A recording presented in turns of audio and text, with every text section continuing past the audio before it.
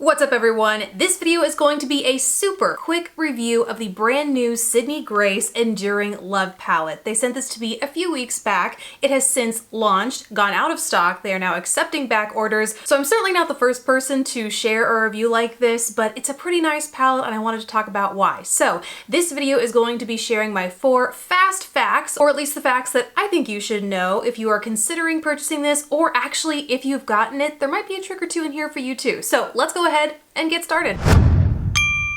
Alrighty, number 1, the most unique thing about this palette and something that I am not aware of any other brand doing is that when Sydney Grace launched this palette, they actually launched 2. There's this one, which is formulated, the shades are formulated for light to fair skin, and then they launched another one that looks very, very similar for medium deep skin tones, but they deepened up the matte shades in here, all but one I believe, and they also deepened up a shimmery shade, this one up here in the upper corner. I don't have the medium deep one to compare for you here today, but Sydney Grace has a ton of swatches on their Instagram account, on their website that I will link to down below. And what I really appreciate about the thought that went into doing that is that everyone gets these statement, beautiful, shimmery shades in here, but no one gets matte shades that they feel like aren't going to work for their skin tone, whether they're too deep on someone like me or they're too light and they don't actually act as the blending colors that they're supposed to for someone that might be too deep for a palette like this color. They make it so more people can get exactly what they want out of their palette without having to feel like they need to buy every single palette in the launch. So I thought that was pretty cool and I really appreciated it. The second thing that I love about this palette is that it passes my versatile palette test. In case you missed it a few videos back, I shared the palettes that I thought were the most versatile in my collection. I know that I'm going to get the most good out of them because they have a wide variety of tones and textures, and that's what makes me reach for a palette more often than others. And this passes my test because it has 7 matte shadows and 8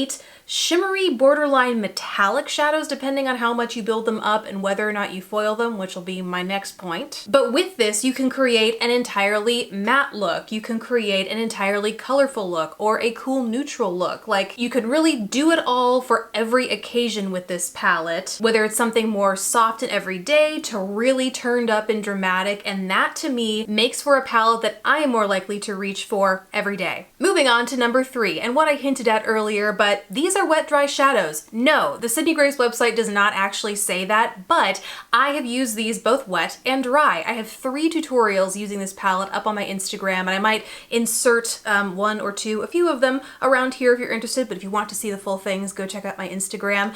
And you can see where I use them dry without a primer, by the way. All that pigmentation you're seeing is without a primer under these babies. Definitely use a primer if you want extended lasting power, but you certainly don't need it for pigmentation.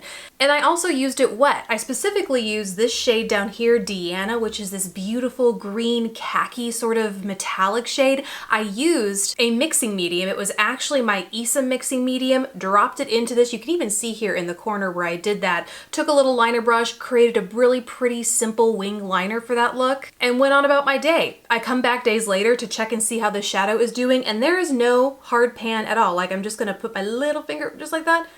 It is full pigmentation. Like, there is nothing stopping anything from coming out of this section of the pan. Plus, they're huge pans, so you wouldn't really have to worry about that anyway if it did. But it didn't. This whole pan is still usable. Incredibly soft, buttery shadows. Like, the shadow quality here is amazing. Like, maybe even better than their singles. I'm a huge fan of their cream shadows. If you haven't checked those out, it was my personal gateway product to the brand, but I also really enjoyed their single powder shadows. But when I swatched this palette, it was like another world of soft, blendable, pigmented, like, these are like knock your socks off good. So just a little tip, if you already own this palette and you're looking for different ways to use these shadows, try foiling them. Try using them wet with water, a mixing medium, whatever you want to get graphic with them. Cut your crease with them, create a liner look with them. Like, don't be afraid to really put this to the test because I am really pleased to say they worked well wet. And last up, number 4,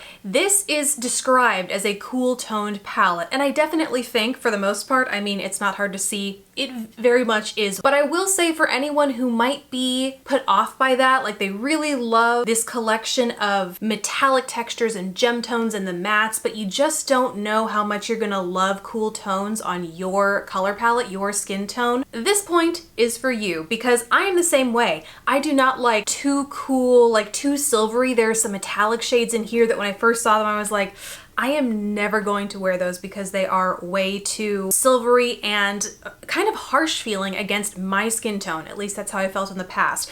But they're so dimensional and like multifaceted. They're not multichromatic, but they have enough depth and dimension to these shades that they kind of have a warm reflect or even a neutral reflectivity to them, so that at certain points in your eye, yes, it might seem cool and bright and reflective, but at other parts you get a little bit more warmth in those shadows. I hope that's making sense, but what I'm saying is I was shocked at how much I loved how even the coolest shades in this palette wore on me. In fact, the look that I discovered this with was one that I created for Instagram right here. So if you're looking at this palette thinking, ugh, this is just, I'll catch you on the next palette, it's just not for me, but you're still kind of wishy-washy on it, you might consider checking it out. Because I am pretty pleased to say I love how these cool tones wear on me. And yet here I am wearing orange today. Although I actually am wearing Deanna all over my lid today. I just took a fluffy shader brush, blended it out as one color all across the lid, and that's literally all I'm wearing, and it goes really well with this ultra warm lip and shirt. So